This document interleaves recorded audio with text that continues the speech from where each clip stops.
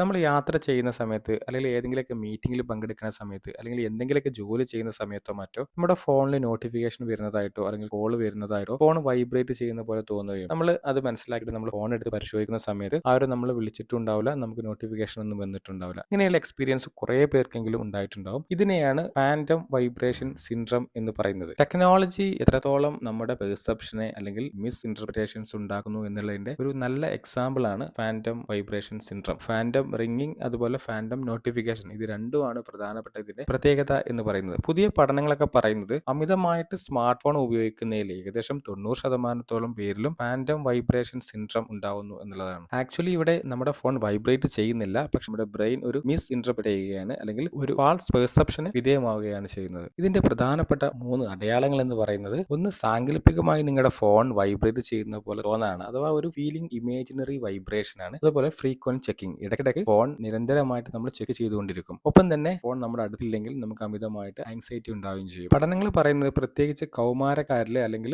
Early അഡൽട്ട്ഹുഡിലാണ് ഇത് കൂടുതലായിട്ട് കാണുന്നത് എന്നുള്ളതാണ്. സ്മാർട്ട് ഫോൺ അമിതമായിട്ട് ഉപയോഗിക്കുന്നതിൽ പ്രധാനമായിട്ടും കോവിഡിന് ശേഷമാണ് ഈ ഒരു അവസ്ഥ കൂടുതലായിട്ട് കണ്ടുവരുന്നത്. ഇത് ഡേഞ്ചർ അല്ല, എന്നിരുന്നാൽ പോലും ഡിജിറ്റൽ ഡീറ്റോക്സ് അഥവാ കുറെ സമയത്തേക്കെങ്കിലും ഫോൺ നമ്മളിൽ നിന്ന് മാറ്റി വെച്ച് നമ്മൾ ശീലിക്കുക എന്നുള്ളതാണ് ഹെൽത്തി ആയിട്ടുള്ള സമീപനം. താങ്ക്